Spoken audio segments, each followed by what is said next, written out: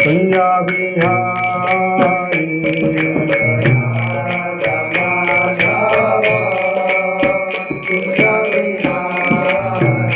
जय गोपी गिरिवरधारी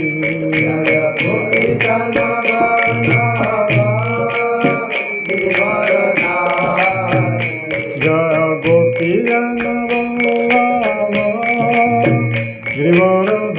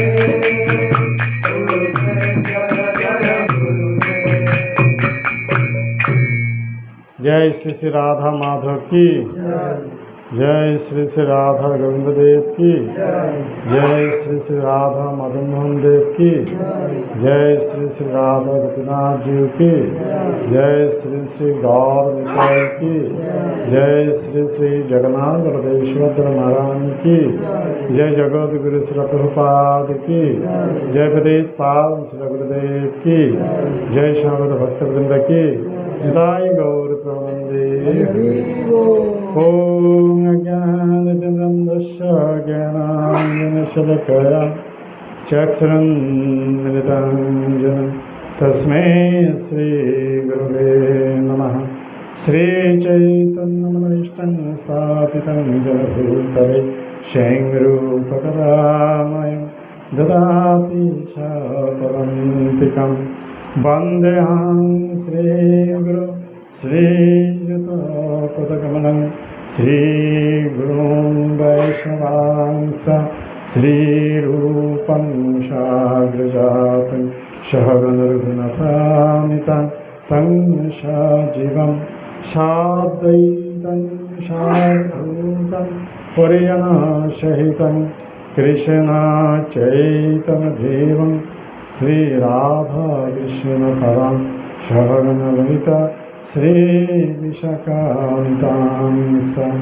हे कृष्ण करुणा सिन्धु दीनबन्धु जगत्पते भूरिश गोपिकान्त राधकान्त नमोऽस्तुते।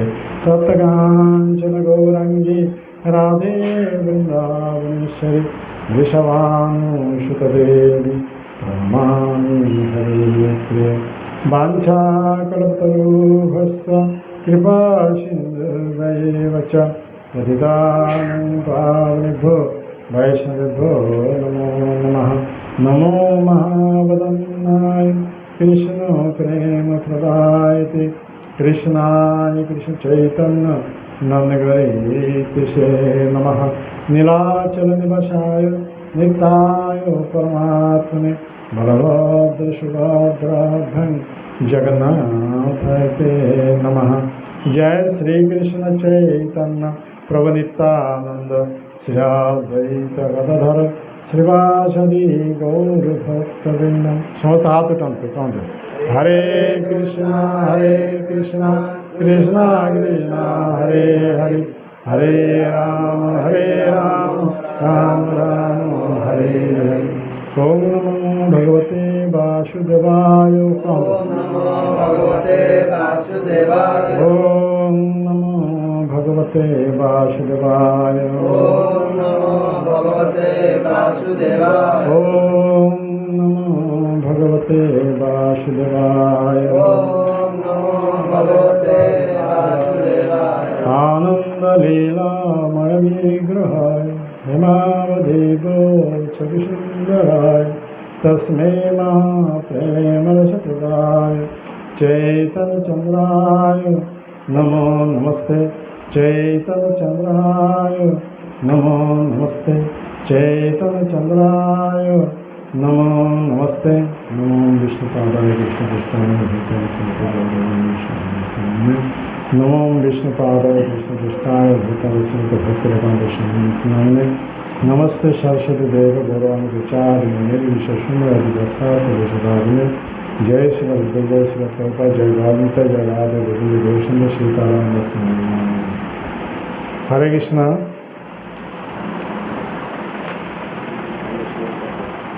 कि एमगे ना सब चुपचाप बस कि हाथ ऐसे किसी कर कौन है हाँ लोक है ठीक है कि आम एठार समस्ते एकत्रित होइचु भगवान कथा श्रवण करिया पाए। तो भगवान किए कौन है भगवान किए हाँ से सब कथा ना तांके स्पेसिफिक ना कौन भगवान का ना कौन ना हाँ हाँ श्री कृष्ण बस से हाँ से जाना चाहिए से रखते से रखते बर्तमान ना सब बसंत चुपचाप बस कथा श्रवण करते हाँ सब चुपचाप बसंत हाँ बसंत तो भगवान कृष्ण तो से भगवान का धाम हूँ गोलक वृंदावन। तो गोलक वृंदावन ब्रह्मा दिन मध्य थे ये जगत को आसती। तो ब्रह्मांकर गोटे दिन हूँ 1000 चतुर्युग। तो एक चतुर्युग माने सत्ययुग त्रेतायुग দ্বাপর যুগ কলি যুগ। তা আমি যে যুগରେ ବାସ କରୁଛେ ଏ ଯୁଗଟା କ'ଣ କଳି ଯୁଗ। ଏହାର ଆୟୁଷ ହେଉଛି 4,32,000 ବର୍ଷ। ଏହାର ଡବଲ ଆୟୁଷ ଥିଲା ଦ୍ୱାପର ଯୁଗର, ତାର ମାନେ 8,64,000 ବର୍ଷ। ଏହାର 3 ଗୁଣ ଆୟୁଷ ଥିଲା ତ୍ରେତା ଯୁଗର, ତାର ମାନେ 12,96,000। ୟା 4 ଗୁଣ ଆୟୁଷ ଥିଲା ସତ୍ୟ ଯୁଗ, ତାର ମାନେ 17,20,000। ସେହିପରି ଦେଖାଯାଉଛି ଭିନ୍ନ ଭିନ୍ନ ଯୁଗର ଆୟୁଷ ଭିନ୍ନ ଭିନ୍ନ, ଲୋକମାନଙ୍କର ଆୟୁଷ ମଧ୍ୟ ଠିକ୍ ସେହିପରି ଭିନ୍ନ ଭିନ୍ନ। ଆମେ କଲି ଯୁଗର ଲୋକ, ଆମର ପାଇଁ ଆୟୁଷ ନିର୍ଦ୍ଧାରିତ ହେଇଛି କେତେ ବର୍ଷ? 100 ବର୍ଷ। ଦ୍ୱାପର ଯୁଗ ଲୋକମାନଙ୍କର ପାଇଁ ଆୟୁଷ ନିର୍ଦ୍ଧାରିତ ହେଇଥିଲା 1000 ବର୍ଷ। ତ୍ରେତା ଯୁଗ ଲୋକମାନଙ୍କର ପାଇଁ ଆୟୁଷ ନିର୍ଦ୍ଧାରିତ ହେଇଥିଲା 10,000 ବର୍ଷ। ସତ୍ୟ ଯୁଗ ଲୋକମାନଙ୍କର ପାଇଁ ଆୟୁଷ ନିର୍ଦ୍ଧାରିତ ହେଇଥିଲା 1,00,000 ବର୍ଷ। ତ ସତ୍ୟ ଯୁଗ ଲୋକମାନଙ୍କ ପାଇଁ 1,00,000 ବର୍ଷ ମାନେ 100,000 ବର୍ଷ ଆୟୁଷ। କିନ୍ତୁ ସେମାନେ 1,00,000 ବର୍ଷ ଜୀବିତ ରହୁଥିଲେ, କେହି ଶଯ୍ୟାଶାୟୀ ହେଇ ପଡ଼ୁନଥିଲେ, ସମସ୍ତେ ଆକ୍ଟିଭ ଯୁବକ ଭଳି। ସେହିପରି କିନ୍ତୁ ସତ୍ୟ ଆମର କଲିଯୁଗ ଲୋକ, ଆମର ଆୟୁଷ ନିର୍ଦ୍ଧାରିତ କରାଯାଏ 100 ବର୍ଷ। କେତେଜଣ 100 ବର୍ଷ ବଞ୍ଚିଛନ୍ତି? 1000 ମଧ୍ୟ ଜଣେ ବଞ୍ଚିବା ଦୁଷ୍କର। ଆଉ ଯେ ବଞ୍ଚିଛନ୍ତି ଶଯ୍ୟାଶାୟୀ ହୋଇ ମଳମୂତ୍ର ତ୍ୟାଗ କରି କରି ଘୁଷି ଘୁଷି ମୃତ୍ୟୁବରଣ କରିଛନ୍ତି। ହଁ, କିନ୍ତୁ ସତ୍ୟ ଯୁଗରେ ସେହିପରି ନଥିଲା। ଏମିତି କାହିଁକି ହେଲା? ସେମାନେ ଧର୍ମ ଆଚରଣ କରିବା ଯୋଗୁଁ ସେମାନେ ଏହିପରି ଦୀର୍ଘ ଆୟୁଷ ଭୋଗ କରିପାରୁଥିଲେ ନିରୋଗ ଭାବରେ।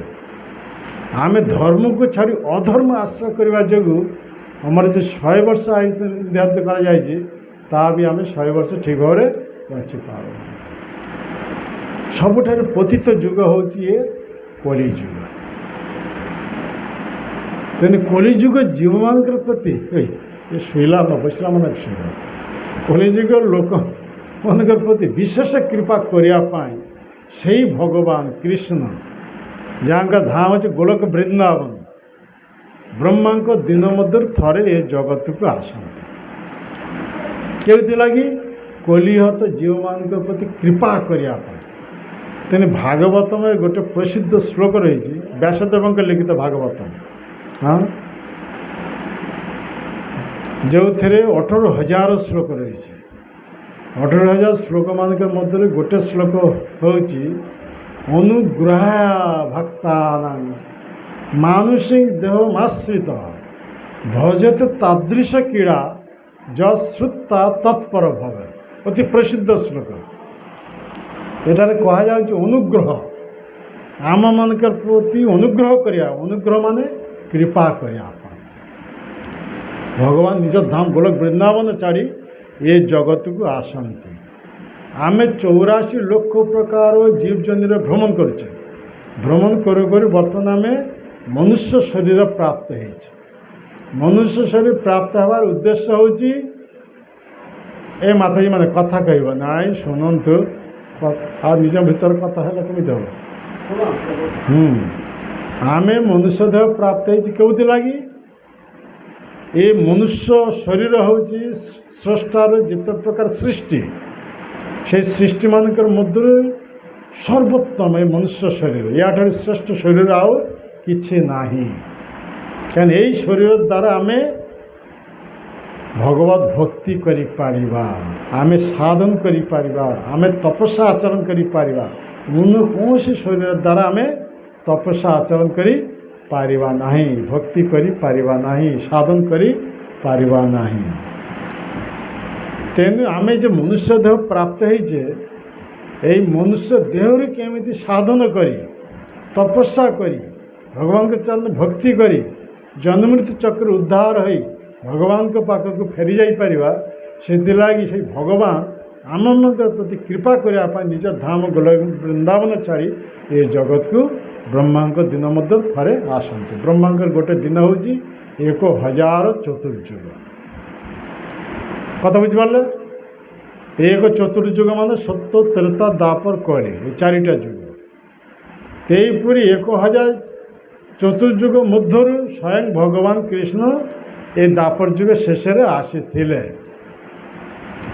ଆସି ସେ ପ୍ରଥମେ ବୃନ୍ଦାବନ ଲୀଳା ପ୍ରଦର୍ଶନ କଲେ। ବୃନ୍ଦାବନ ବହୁତ ଚମତ୍କାରପୂର୍ଣ୍ଣ, ବହୁତ ଆକର୍ଷଣୀୟ, ବହୁତ ମାଧୁର୍ଯ୍ୟମୟ ଲୀଳା, ବାଲ୍ୟ ଲୀଳା ଯଶୋଦା ମାତାଙ୍କ ସହିତ। ଯଶୋଦା ମାତାଙ୍କ ସହିତ ଏହି ବାଲ୍ୟଲୀଳା ଯେ କରିଥିଲେ, ସେହି ଲୀଳାକୁ କେନ୍ଦ୍ର କରି ସତ୍ୟବ୍ରତ ମୁନି ଦାମୋଦର ଅଷ୍ଟକମ୍ ଲେଖିଛନ୍ତି। ଏଇ ଯେ ବର୍ତ୍ତମାନ କାର୍ତ୍ତିକ ମାସ ଚାଲିছে, ହଁ, କାର୍ତ୍ତିକ ମାସରେ ଆମେ କ'ଣ କରୁଛେ, সেই ଦାମୋଦର ଅଷ୍ଟକମ ଗୀତ ଗାଇକିରି ଦୀପ ଦାନ କରୁଛେ ଭଗବାନଙ୍କ ଉଦ୍ଦେଶ୍ୟରେ। તે ହେଉଛି ବ୍ରତ ଆଚରଣ। ଆମେ ଯେ ମନୁଷ୍ୟ ଦେହ ପ୍ରାପ୍ତ ହେଇଛେ, ଏହିପରି ଯଦି ଆମେ ବ୍ରତ ଆଚରଣ କରିପାରିବା, ଏହାର ଫଳ ଅଶେଷ, ଏହାର ପୁଣ୍ୟ ଅଶେଷ। ସେଇ ପ୍ରସଙ୍ଗରେ ମୁଁ ଗୋଟେ କଥା କହିବି। କେହି କଥା କହିବେ ନା, ଧ୍ୟାନ ସାଗର ଶ୍ରବଣ କରନ୍ତୁ। ଭଗବାନ କୃଷ୍ଣ ଏହିପରି ବୃନ୍ଦାବନ ଲୀଳା ସମାପ୍ତ କରିବା ପରେ ମଥୁରାକୁ ଗଲେ।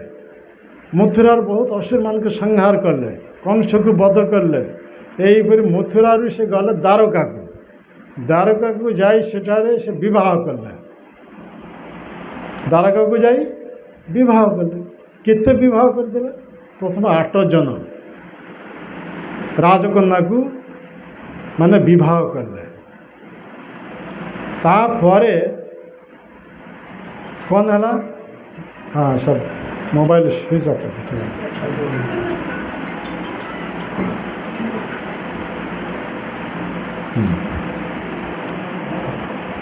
ତାପରେ ଦେଖାଯାଉଛି କ'ଣ, ଶୁଣନ୍ତୁ, କଥା ଶୁଣନ୍ତୁ। ଆଚ୍ଛା, ଶୁଣନ୍ତୁ କଥାର ଧ୍ୟାନ ଦିଅନ୍ତୁ। ସେଠାରେ ନାରଦ ମୁନି ସେ ସ୍ୱର୍ଗରୁ ଆସିଥିଲେ ଦ୍ୱାରକାକୁ। ତେଣୁ ଇନ୍ଦ୍ର ତାଙ୍କୁ ଗୋଟିଏ ପୁଷ୍ପ ଦେଇଥିଲେ, ପାରିଜାତ ପୁଷ୍ପ।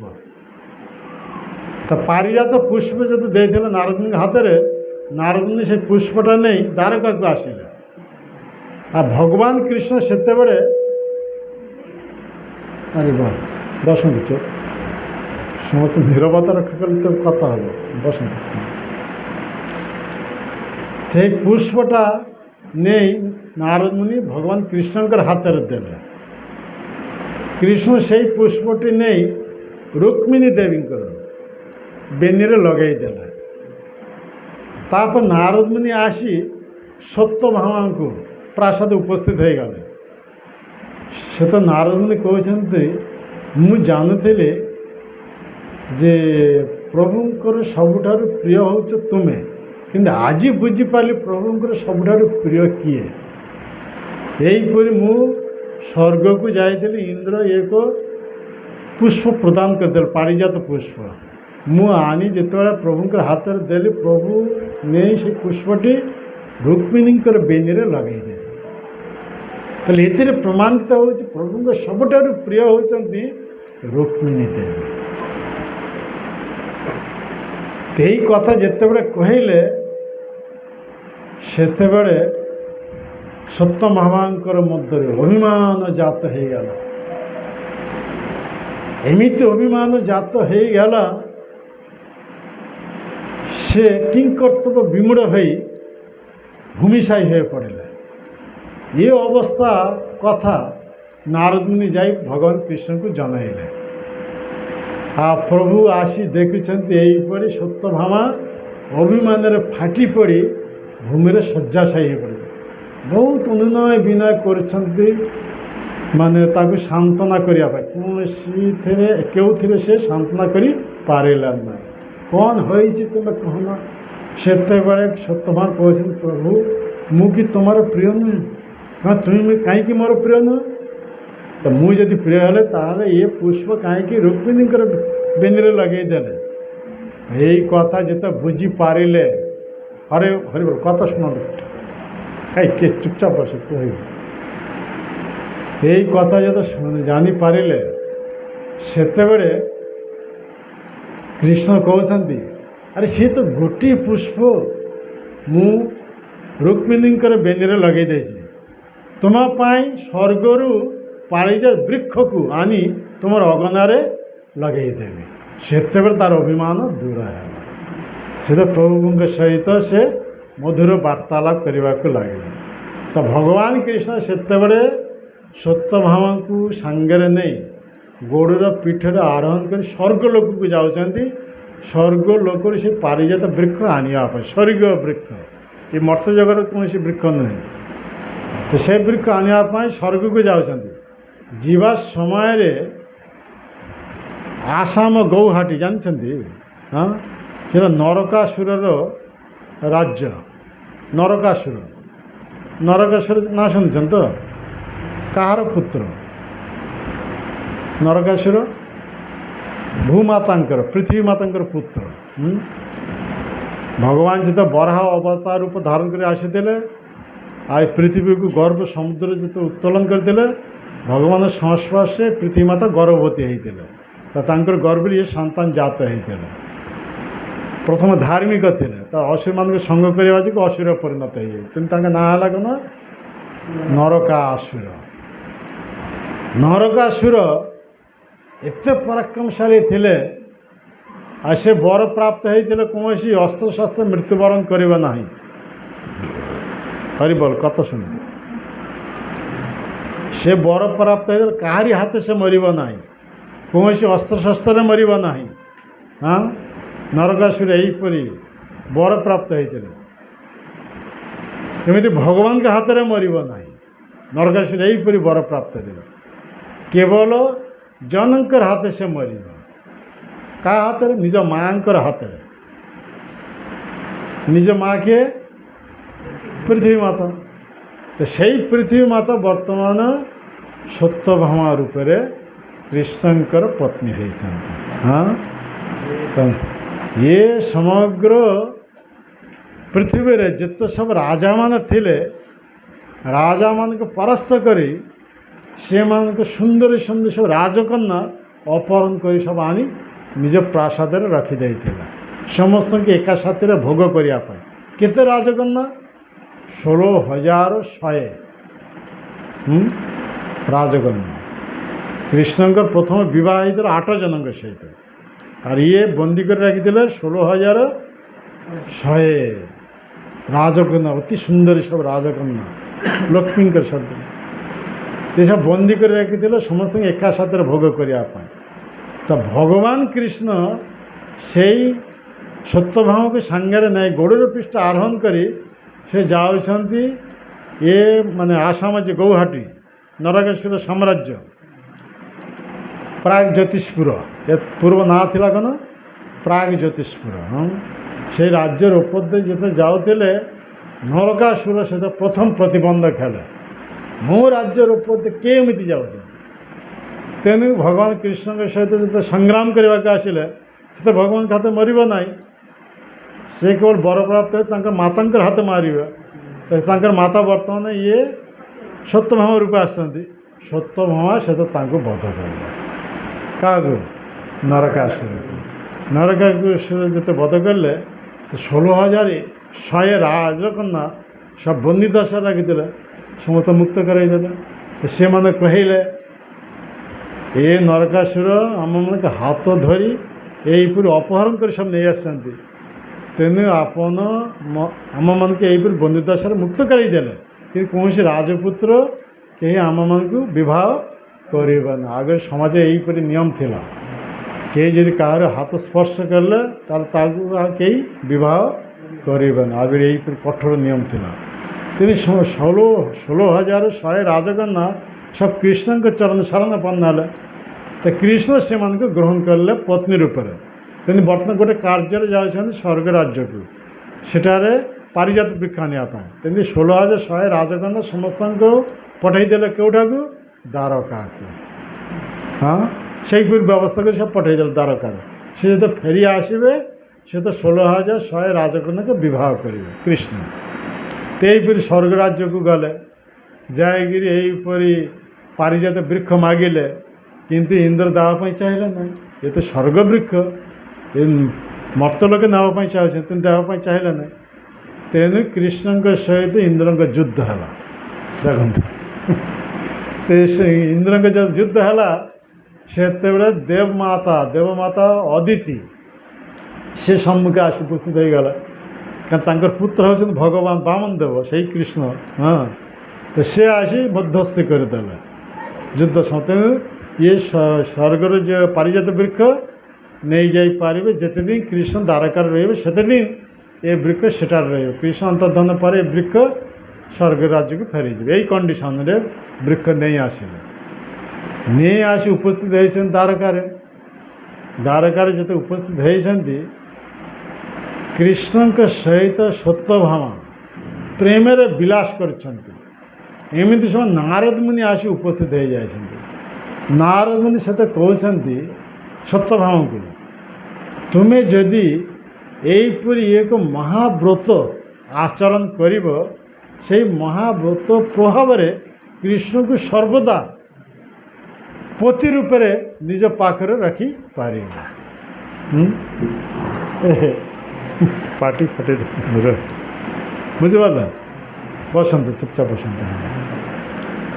ତୁମେ ସବୁ ଆଗକୁ ପଳେଇ ଆସ, ତୁମେ ସବୁ ଆଗକୁ ପଳେଇ ଆସ, ସେ ବସି ହଁ। ତ ସେତେବେଳେ କ'ଣ ହେଲା, ତୁମେ ସାଇଡ଼୍ ହେଇଯାଅ, ତୁମେ ଟେଙ୍ଗା ହେ ବସି ସେମାନେ ଦେଖିପାରୁନି, ତୁମେ ସାଇଡ଼୍ ବସ। ହଁ, ହରେ କୃଷ୍ଣ, ବସନ୍ତୁ। ଠିକ୍ ଅଛି, ତୁମେ ଛାଡ଼, ଏ ଛାଡ଼, ବସନ୍ତୁ ବସନ୍ତୁ ବସନ୍ତୁ। ତ ନାରଦ ମୁନି କହିଲେ, ଏହିପରି ମାନେ ଶଚୀ ଦେବୀ ଇନ୍ଦ୍ରଙ୍କର ପତ୍ନୀ ଏଇ ମହାବ୍ରତ ଆଚରଣ କରିବା ଯୋଗୁଁ ଇନ୍ଦ୍ରଙ୍କର ଅତି ପ୍ରିୟ ହୋଇଛନ୍ତି, ଇନ୍ଦ୍ରଙ୍କର ଅତି ପ୍ରିୟସୀ ହୋଇପାରିଛନ୍ତି। ଏଇ ବ୍ରତ ପାର୍ବତୀ ଅନୁଷ୍ଠାନ କରିବା ଯୋଗୁଁ ଶିବଜୀଙ୍କର ଅତି ଅନ୍ତରଙ୍ଗ ହୋଇଛନ୍ତି, ଅର୍ଦ୍ଧାଙ୍ଗିନୀ ହୋଇଛନ୍ତି, ଅତି ପ୍ରେୟସୀ ହୋଇଛନ୍ତି। ଆର୍ ଏଇ ବ୍ରତ ସାହା ଆଚରଣ କରିବା ଯୋଗୁଁ ସେ ଅଗ୍ନିଦେବଙ୍କର ଅତି ଅନ୍ତରଙ୍ଗ ପ୍ରେୟସୀ ହୋଇଛନ୍ତି।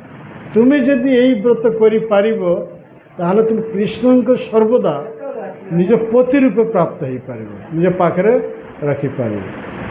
ହରିବଲ, ପାଟି କରି ବସନ୍ତୁ, କଥା କହିବେନି, ବସନ୍ତୁ ଚୁପଚାପ।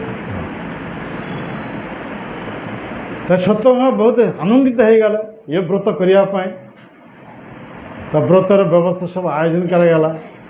ବ୍ରତର ନିୟମ କ'ଣ, ଯେ ସ୍ୱାମୀକୁ ବୃକ୍ଷ ସହିତ ବାନ୍ଧି ଦେବାକୁ ପଡ଼ିବ। ଯିଏ ପୁରୋହିତ ସେ ଯଜ୍ଞ ଅନୁଷ୍ଠାନ କରିସାରିଲା ପରେ ସେଇ ସ୍ୱାମୀକୁ ପୁରୋହିତକୁ ଦକ୍ଷିଣା ସ୍ୱରୂପ ଦାନ କରିବାକୁ ହେବ। ସବୁ ରାଜି ହୋଇଗଲା, କାହିଁକିନା କୃଷ୍ଣଙ୍କୁ ସବୁଦିନର ପାଖରେ ପାଇବା ପାଇଁ ଇଏ ସତ୍ୟଭାମା ରାଜି ହୋଇଯାଇଛନ୍ତି। ସ୍ତ୍ରୀ ଲୋକ ବୁଦ୍ଧି ଏତେ ବୁଦ୍ଧି ନୁହେଁ, ନୁହେଁ ସେଇ ହିସାବରେ ସେ ରାଜି ହୋଇଗଲା ଯେ ପତିଦେବଙ୍କୁ ସବୁବେଳେ ମୁଁ ପାଖରେ ରଖିପାରିବି।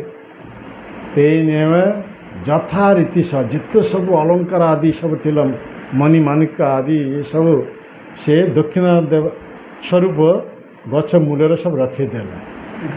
ମାନେ ବ୍ରତ ଯେତେବେଳେ ସମାପ୍ତ ହେବ କୃଷ୍ଣଙ୍କୁ ଦାନ କରି ଦକ୍ଷିଣା ସ୍ୱରୂପ ଏଇସବୁ ମୂଲ୍ୟବାନ ବସ୍ତୁ ସବୁ ଅର୍ପଣ କରିବେ।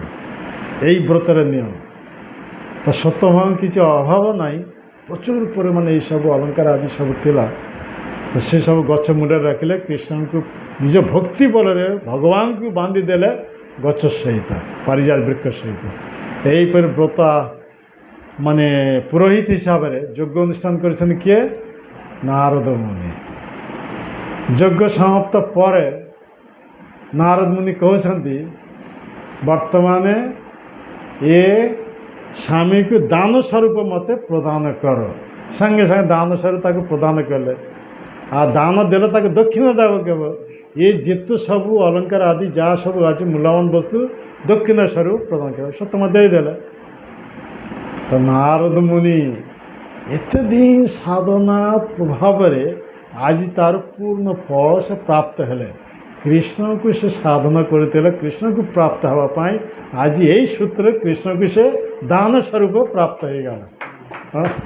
ତ ସେତେବେଳେ ନାରଦ ମୁନି କ'ଣ କହିଲେ ନା, ଯେତେ ସବୁ ଦକ୍ଷିଣ ପ୍ରାପ୍ତ ହୋଇଥିଲେ ଅନ୍ୟ ସବୁ ବ୍ରାହ୍ମଣ ବୈଷ୍ଣବମାନଙ୍କ ମଧ୍ୟରେ ସବୁ ବିତରଣ କରିଦେଲେ। କେବଳ ଦାନ ସ୍ୱରୂପ କୃଷ୍ଣକୁ ପ୍ରାପ୍ତ ହୋଇ ସେ ନିଜେ ଚେଲା ବନାଇ ନେଲେ। ତ ସେତେବେଳେ କୃଷ୍ଣକୁ କହୁଛନ୍ତି ମୁଁ ତ ତପସ୍ୱୀ, ଏକ ତାପସ, ତେଣୁ ମୋର ଚେଲା ହିସାବରେ ଏ ରାଜମୁକୁଟ ପରିତ୍ୟାଗ କର, ବର୍ତ୍ତମାନ ମୁଣ୍ଡର ଉପରେ ଜୁଡ଼ା ଧାରଣ କର। କ'ଣ ଜୁଡ଼ା ବୁଝିପାରୁଛନ୍ତି ତ? ହଁ, ଜୁଡ଼ା ଧାରଣ କର।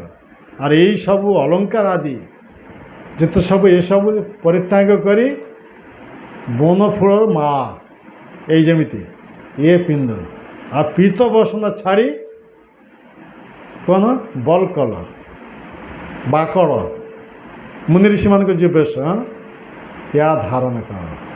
আর ମୋ ଚେଲା ହିସାବରେ ମୁଁ ଯେଉଁଠାକୁ ଯିବ ତୁମେ ମୋ ସହିତ ଯିବ, ଏ ବିନା ବହନ କରି ଆଉ କମଣ୍ଡଳ। ନାରଦ ମୁନି ସନ୍ନ୍ୟାସୀ, ତେଣୁ ତାଙ୍କର ଅଛି କ'ଣ କମଣ୍ଡଳ আর ବିନା। ବିନା କମଣ୍ଡଳ କୃଷ୍ଣଙ୍କ ହାତରେ ଦେଲେ। କୃଷ୍ଣ ରାଜବେଶ ପରିହାର କରି ଏହିପରି ସନ୍ନ୍ୟାସୀର ଚେଲା ହେଇଗଲା। ନାରଦ ମୁନି ସନ୍ନ୍ୟାସୀ ସେହିପରି ସମସ୍ତଙ୍କ ଆଗରେ ଏ 16,108 ରାଣୀ ଉପସ୍ଥିତ ଅଛନ୍ତି, ଯାଦବମାନେ ଉପସ୍ଥିତ ଅଛନ୍ତି, କୃଷ୍ଣଙ୍କର ପିତାମାତା ଦେବକୀ ଉପସ୍ଥିତ ଅଛନ୍ତି। ଏ ସମସ୍ତଙ୍କ ସାମ୍ନାରେ ଏହିପରି ନାରଦ କୃଷ୍ଣଙ୍କୁ ନେଇ ଚାଲି ଯାଉଛନ୍ତି। ସତ୍ୟଭାମା ଦେଖି ସେ ଚକିତ ହେଇଗଲା, ରେ ଆମର ପ୍ରାଣପତି ପ୍ରାଣ ଠାରୁ ଅଧିକ ପ୍ରିୟ, ତାହାକୁ ଆଜି ନେଇ ଯାଉଛନ୍ତି ନାରଦ। ସଙ୍ଗେ ସଙ୍ଗେ ନାରଦ ସାମ୍ନାରେ ଆସି ଉପସ୍ଥିତ ହେଇଗଲା।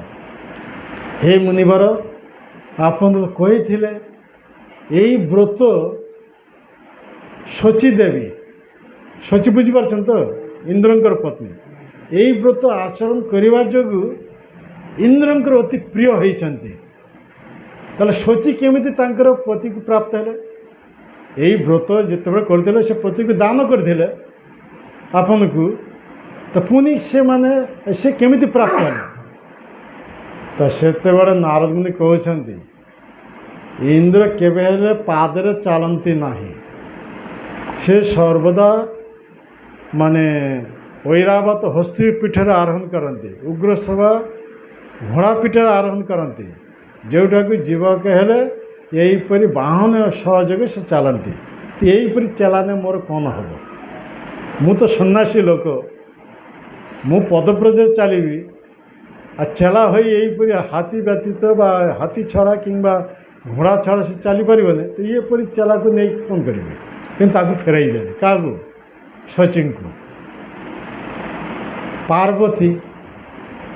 ପାର୍ବତୀ ଏଇ ବ୍ରତ କରି ସେଇ ବ୍ରତର ଫଳସ୍ୱରୂପ ଶିବଜୀଙ୍କ ମତ ଦାନ କରିଥିଲେ। ତ ଏହିପରି ଚେଲା ମୁଁ ସାଙ୍ଗରେ ନେଇ କ'ଣ କରିବି? ଯାହା ଦେହରେ ଠିକ୍ ବସନ ଠିକ୍ ନାହିଁ, ବେକରେ ମୁଣ୍ଡ ମାଲା, ଆଉ ସାପ ସବୁ ବେକରେ ମୁଣ୍ଡରେ ହାତରେ ସବୁ ରହିଛି, ଆଉ ତାଙ୍କ ସାଙ୍ଗ ସବୁ କ'ଣ ଭୂତ ପ୍ରେତ ପିଶାଚ। ଏହିପରି ଚେଲାକୁ ମୁଁ ସାଙ୍ଗରେ ନେଇ କ'ଣ କରିବି? ତେଣୁ ତାକୁ ମୁଁ ଫେରାଇ ଦେଲି। କାହାକୁ? ପାର୍ବତୀଙ୍କୁ। ସାହା ହେଉଛନ୍ତି ଅଗ୍ନିଦେବଙ୍କର ପତ୍ନୀ। ତ ସେ ଯେତେବେଳେ ଅଗ୍ନିଦେବଙ୍କୁ ମୋତେ ପ୍ରଦାନ କଲେ, ମୁଁ ଦେଖିଲି ଚାରିଟା ମୁଣ୍ଡ କେବଳ ଭକ୍ଷଣ କରି ସର୍ବଗ୍ରାସୀ। ଏହିପରି ଚେଲାକୁ ମୁଁ ନେଇ କ'ଣ କରିବି? ତାକୁ ମୁଁ ମଧ୍ୟ ଫେରାଇ ଦେଲି। କିନ୍ତୁ ବର୍ତ୍ତମାନ ଏଇ ଯେ ଏକ ଚେଲା ପ୍ରାପ୍ତ ହେଇଛି ଗୋପାଳଙ୍କୁ, ଏ ତ ମୋ ପଛରେ ପଛରେ ଚାଲିବ, ଆଉ ଦେଖିବାକୁ କେତେ ସୁନ୍ଦର କନ୍ଦର୍ପ କୋଟି କମନୀୟ ବିଶେଷ ଶୋଭନ।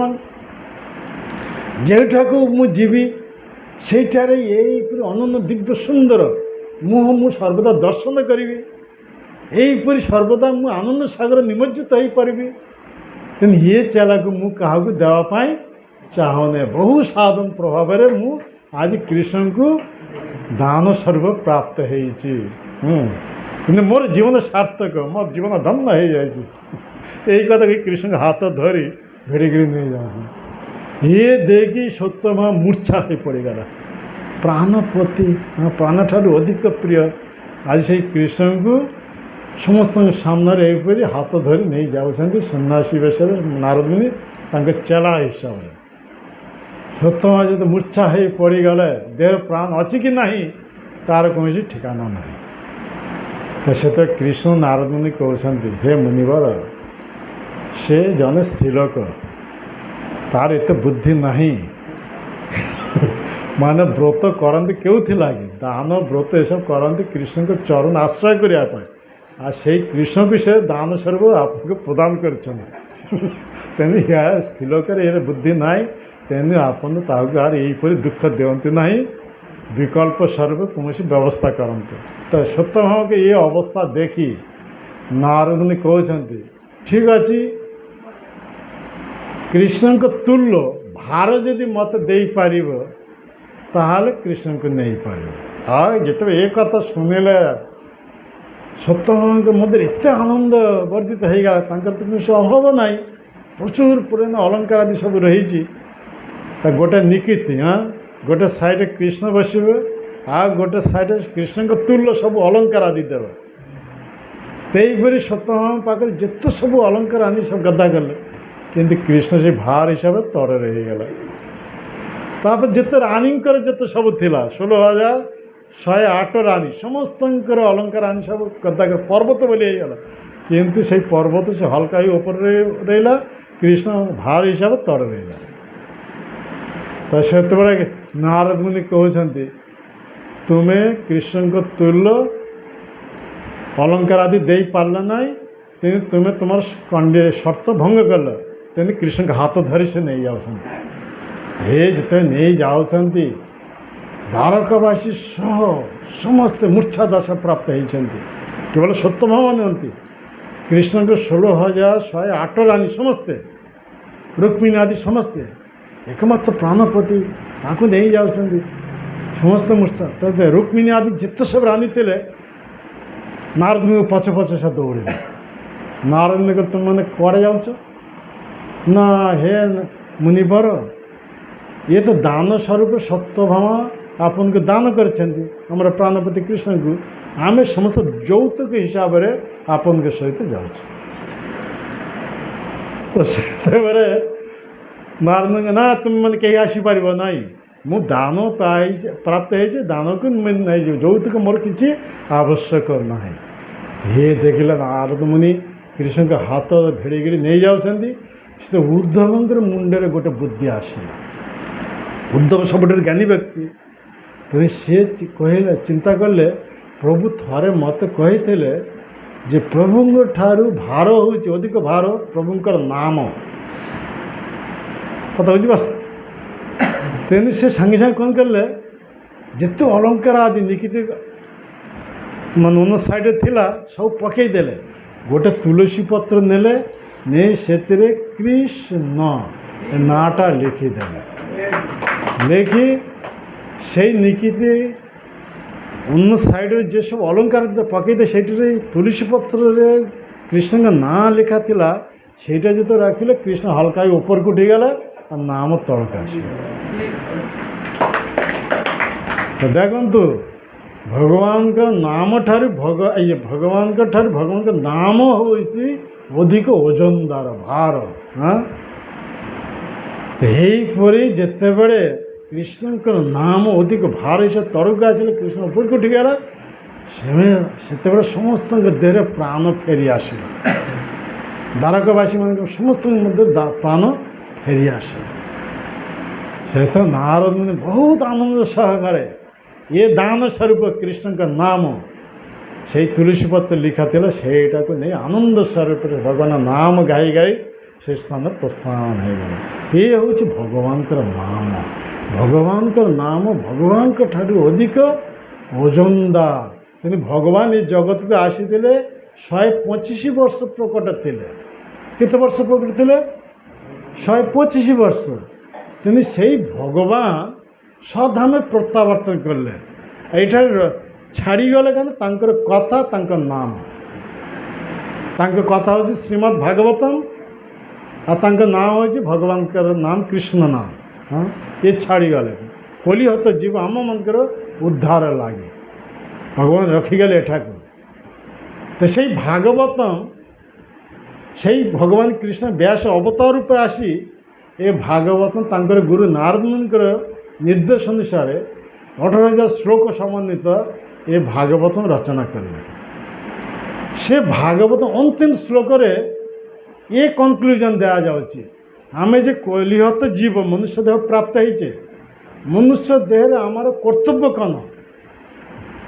ତେଣୁ ଭାଗବତ ଅନ୍ତିମ ଶ୍ଲୋକରେ କୁହାଯାଉଛି ଆମେ ଯେହେତୁ ମନୁଷ୍ୟ ଦେହ ପ୍ରାପ୍ତ ହେଇଛେ, ଏ ମନୁଷ୍ୟ ଦେହ ଦ୍ୱାରା ଦୁଇଟି କାର୍ଯ୍ୟ କରିବାକୁ ପ୍ରତିଦିନ, ତାହେଲେ ଆମେ ଜନ୍ମମୃତ୍ୟୁ ଚକ୍ରରୁ ଉଦ୍ଧାର ହୋଇ ଭଗବାନଙ୍କ ଭଳି ନିତ୍ୟ ଦେହ, ଦିବ୍ୟ ଦେହ, ଚିନ୍ମୟ ଦେହ ପ୍ରାପ୍ତ ହୋଇ ଭଗବାନଙ୍କ ପାଖକୁ ଫେରି ଯାଇପାରିବୁ।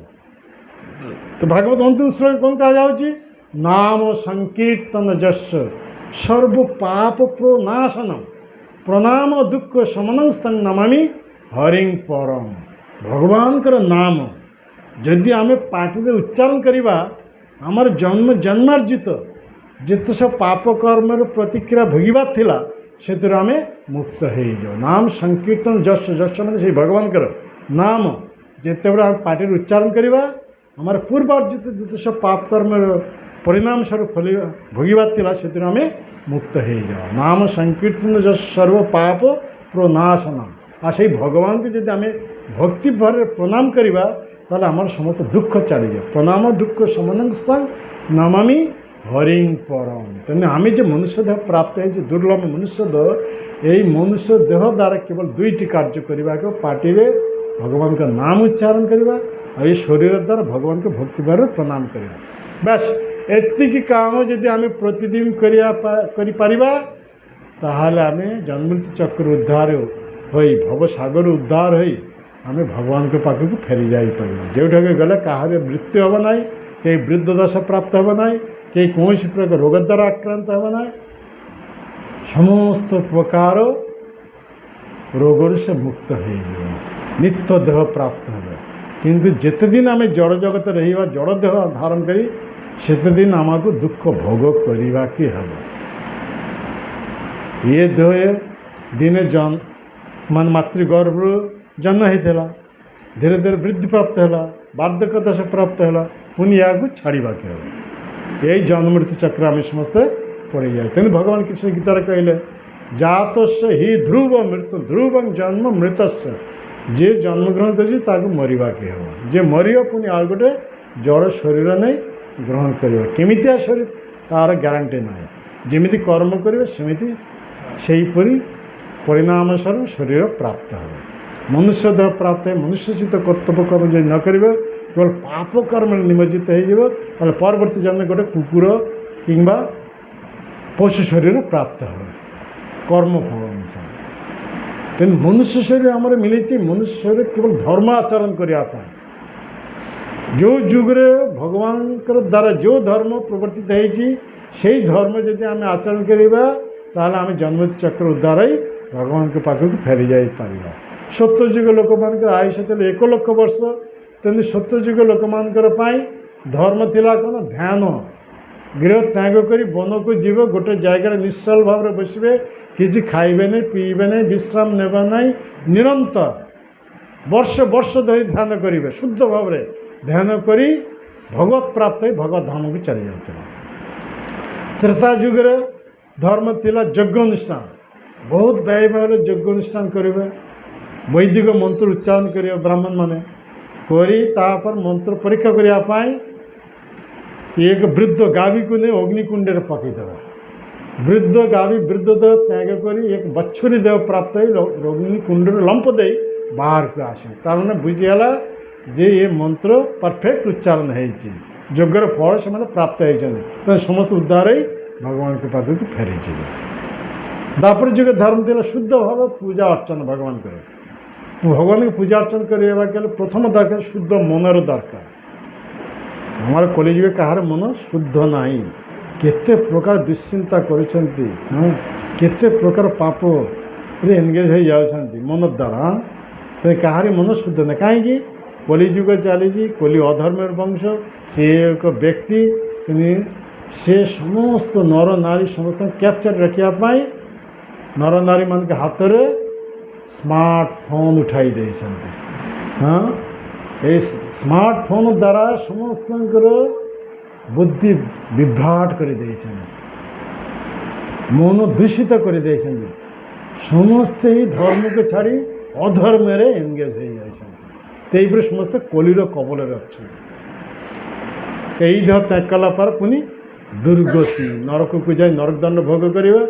ନରଦଣ୍ଡ ଭୋଗ କରି ସାରିଲା ପରେ ପଶୁ ଶରୀରକୁ ଚାଲିଯିବେ, ମନୁଷ୍ୟରେ ମିଳିବ ନା, ଗଲା ସବୁ। ହଁ, ତେଣୁ ସେଇ ଭଗବାନ କୃଷ୍ଣ এই কলিযুগের আসিলে চৈতন্য মহাপ্রভু এ অবতার উপনে এ শাস্ত্রে ভরি ভরি প্রমাণ রয়েছে। ভাগবত আদি সবই শাস্ত্র। ভাগবত একাদশ স্কন্ধ পঞ্চম অধ্যায় 32 শ্লোকের ব্যাসদেব এই মহাপ্রভুর সম্বন্ধে এ ভবিষ্যৎবাণী করেছেন। কৃষ্ণ বর্ণ তৃষা কৃষ্ণ সাঙ্গ পাঙ্গাস্ত্র পার্ষদ যজ্ঞ সংকীর্তন প্রায় যজন্তি হি সুমেধসা। এ চৈতন্য মহাপ্রভু সম্বন্ধে ভবিষ্যৎবাণী সেই ব্যাসদেবকে লিখিত মহাভারত বিষ্ণু সহস্র নামে এ ভবিষ্যৎবাণী করেছেন। সুবর্ণ বর্ণ হেমাঙ্গ বরাঙ্গ চন্দনাঙ্গদি সন্ন্যাসী সমনিষ্ঠ শান্তিপরায়ণ এ চৈতন্য মহাপ্রভু সম্বন্ধে ভবিষ্যৎবাণী। তো সেই চৈতন্য মহাপ্রভু কলি হতে ଯିବ ଆମମାନଙ୍କୁ କଲିର କବଳରୁ ଉଦ୍ଧାର କରିବା ପାଇଁ, ମାୟାର ମୋହରୁ ମୁକ୍ତ କରାଇବା ପାଇଁ ନିଜ ଧାମ ଗୋଲକ ବୃନ୍ଦାବନରୁ ଏ ପ୍ରେମ ନାମ ସଂକୀର୍ତ୍ତନ ନେଇ ଆସିଲେ। ଆସି শ্যামনে কৌশল জীব জাগো গোরা চাঁদ বলে কত নিদ্রা যাও মায়া পিশাচির করে এনেছি ঔষধি মায়া নাশিবার লাগি এই হরিনাম মহামন্ত্র লহ তুমি মাগি। তোমারে লইতে আমি হইনু অবতার, আমি বিনা বন্ধু আর কে আছে তোমার। ভক্তিবিনোদ ঠাকুরের মহান আচার্য এই মহাপ্রভুଙ୍କର ଆସିବା ଉଦ୍ଦେଶ୍ୟ ସମ୍ବନ୍ଧରେ ସେ ବ୍ୟକ୍ତ କରିଛନ୍ତି। ଆମେ ସମସ୍ତେ କଲିର କବଳରେ ପଡ଼ିଯାଇଛି, ମାୟାର ଚଙ୍ଗୁଲରେ ଅଛୁ। ତେଣୁ ମାୟାର କବଳରୁ କଲିର କବଳରୁ ଆମକୁ ମୁକ୍ତି ଦେବା ପାଇଁ ନିଜ ଧାମ ଗୋଲକ ବୃନ୍ଦାବନ ସେଇ ଭଗବାନଙ୍କ ନାମ ହରେ କୃଷ୍ଣ ମହାମନ୍ତ୍ର ଏ ଜଗତକୁ ନେଇ ଆସେ। ତେଣୁ କଲିଯୁଗ ଲୋକମାନଙ୍କ ପାଇଁ କେବଳ ଗୋଟିଏ ଧର୍ମ, ଭଗବାନଙ୍କ ନାମ ପାଟିରେ ଉଚ୍ଚାରଣ କରିବା। ସେଇ ନାମ ଯଦି ଆମେ ଉଚ୍ଚାରଣ କରିବା ତେଣୁ ଚାରି ପ୍ରକାର ପାପରୁ ମୁକ୍ତ ହେବାକୁ ହେବ। ଦୂତଂ ପାନଂ ସ୍ତ୍ରୀର ସୁନା যত অধর্ম চতুর্বেদা চারি প্রকার পাপ, অর্থাৎ তাস পাশা জুয়া লটারি এসব ছাড়িবাকে হব। চা পান বিড়ি সিগারেট গঞ্জা অফিম মদ ছাড়িবাকে হব। মাংস আহার আদি ছাড়িবাকে হব। অবৈধ স্ত্রী সঙ্গ ছাড়িবাকে হব। চারি প্রকার পাপରୁ বিরত হই যদি ଆମେ ପାଟିରେ ନାମ ଉଚ୍ଚାରଣ କରିବା, এই ନାମ ଆମକୁ ଭବସାଗର ଉଦ୍ଧାର କରାଇ ଭଗବାନଙ୍କ ପାଖକୁ ନେଇଯିବ। ତ କଲିଯୁଗ ଲୋକମାନଙ୍କ ପାଇଁ ଏକମାତ୍ର ଧର୍ମ ହେଉଛି ଭଗବାନଙ୍କ ନାମ, ଆଉ ଅନ୍ୟ କୌଣସି ଧର୍ମ ଦେଲେ ନାହିଁ। ତେଣୁ ସମସ୍ତେ ମୋ ସହିତ ଟିକେ ନାମ କରନ୍ତୁ, ତାପରେ ଆମେ ଶୁଣିବୁ। ହରେ କୃଷ୍ଣ କୃଷ୍ଣ କୃଷ୍ଣ ହରେ ହରେ ହରେ ରାମ ରାମ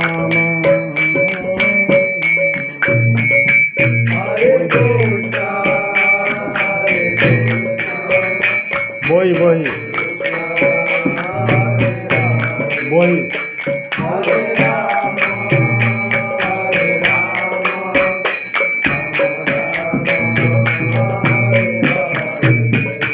হরে কৃষ্ণ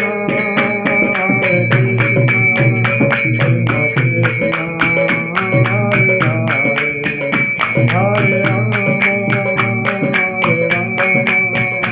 রাম রাম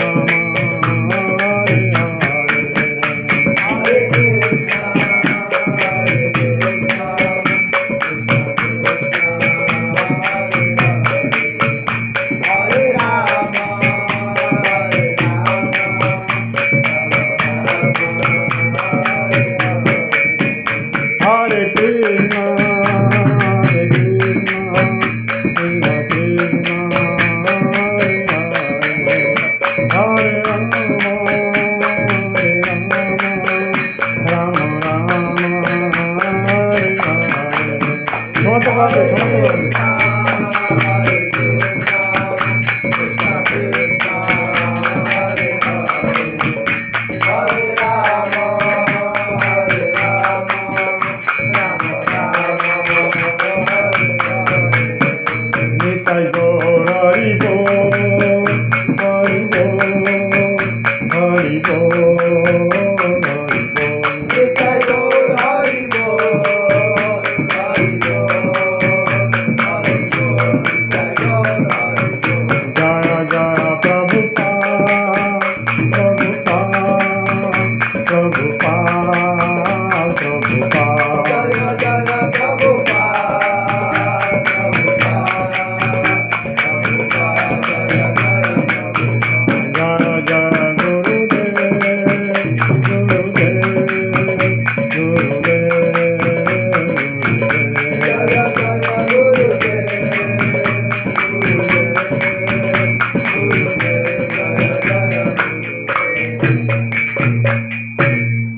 कलिजुग जुग धर्म नाम संकीर्तन की नाम संकीर्तन जनम सचिनंदन गौर हरि की जय श्री श्री गौर निताई की जय श्री श्री कृष्ण बलराम की जय श्री श्री जगन्नाथ बलदेव सुभद्रा महारानी की जय श्री श्री राधा गोविंद देव की जय सीताराम लक्ष्मण हनुमान जी की जय जगत गुरु श्री प्रभुपाद की जय पतित पावन श्री गुरुदेव की जय समद भक्तवृंद की निताई गौर प्रमानंदे इधर हरे कृष्ण गोटे घोषणा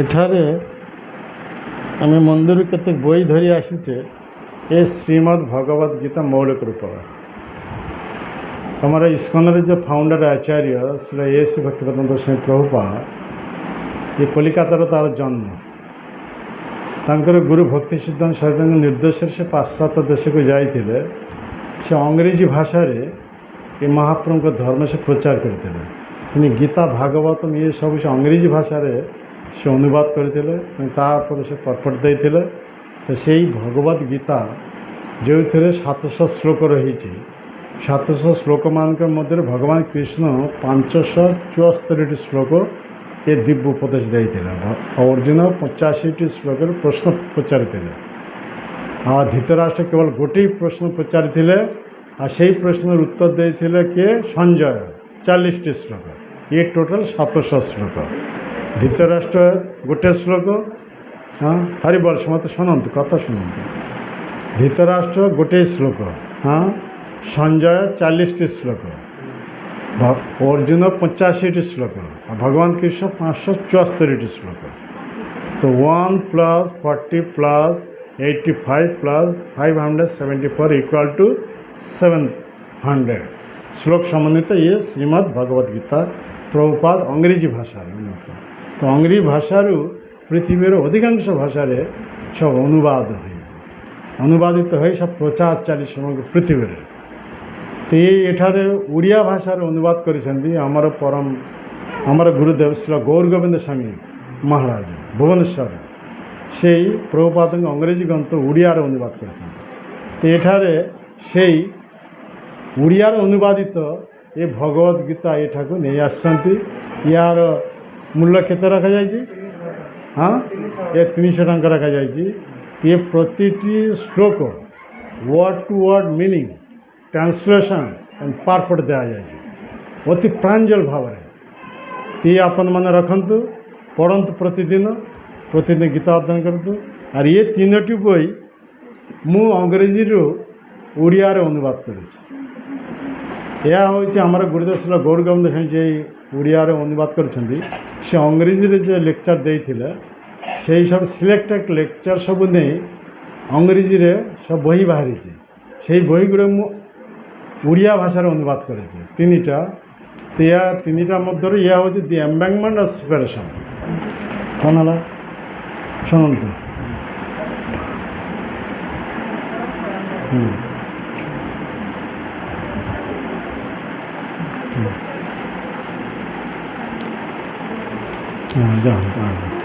हरे कृष्ण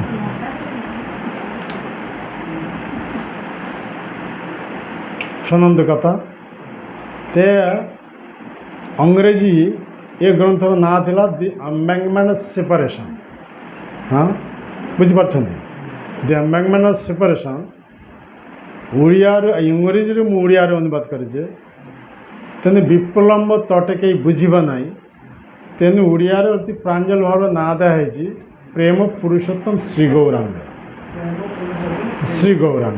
तेने कृष्ण बलराम जिते बड़े वृंदावन छाड़ी मथुरा को गले से कृष्णकर विरह गोपी मान किपरि दशा उपस्थित होता से मध्य श्रीमती राधारानी तो से राधारानी का भाव एवं कांति बडिली ह्यू नहीं आसी से कृष्ण ये चैतन्य महाप्रभु तेणु से कृष्ण विरह राधारानी का भाव जो प्रकट करते से कथा ये व्यक्त हो यह हूँ ब्रज माधुरी अंग्रेजी यार ना हूँ माने यहाँ ना दिया मथुरा मीट्स वृंदावन अंग्रेजी ताकू मु अति सुंदर भाव ये माने ओडिया भाषा रे ना देजी ब्रज माधुरी माने एथिरे कृष्णंकर वृंदावन लीला मथुरा लीला द्वारिका लीला अति सुंदर भाव व्यक्त कर या हूँ वैदिक धर्म एंड गृहस्थ आश्रम अंग्रेजी मु ओडिया रे अनुवाद करजे तेणु या मु ना दे सुखी गृहस्थ जीवन ये तीनटा बई ओडिशार बहुत प्रचार चली तेणु ये मैंने केते बई आनी एठाकू तेणु हाउस प्रकाशित हो घर को ये बई देवाई से मैंने कह जाए धरी आसन ये संग्रह करें तीनटा या हूँ 150 टंका या हूँ 100 टंका 120 टंका तीनटा ताल हूँ 370 टंका ये तीनटा एका साथ नेले मैंने देउछन 350 टंका आ गोटे गोटे नहीं पार सेट हिसाब नहीं पार और ये भगवद गीता 300 टंका दिया तो सेट रखते गोटे अपन आसते एटाक मुझे साइन करदेवी आसन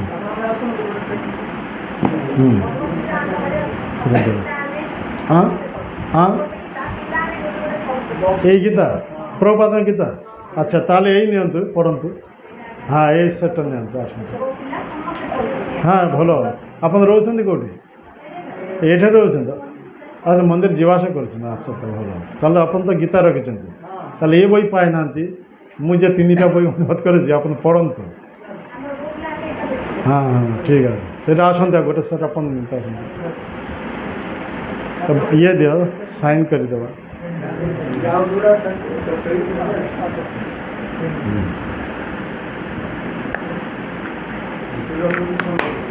आप दीक्षा हो जाए कि दीक्षा हो जाए ना मो तिलक धारण करते मुझे दीक्षा टिका हो जाए प्रैक्टिस करते माला जप कर 16 माला कर ये सब छाड़ी तो हाँ ताला बहुत सुंदर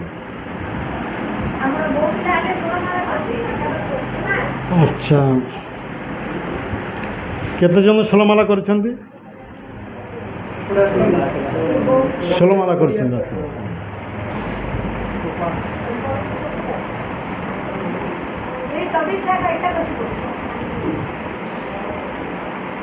आज केते तारीख 30 10/2025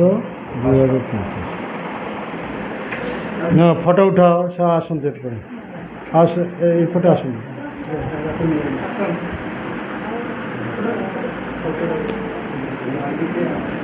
ये धर हाँ से फोटो उठाइए फोटोर हाथ देवानी साइड टिके सियाड़े अनाती इे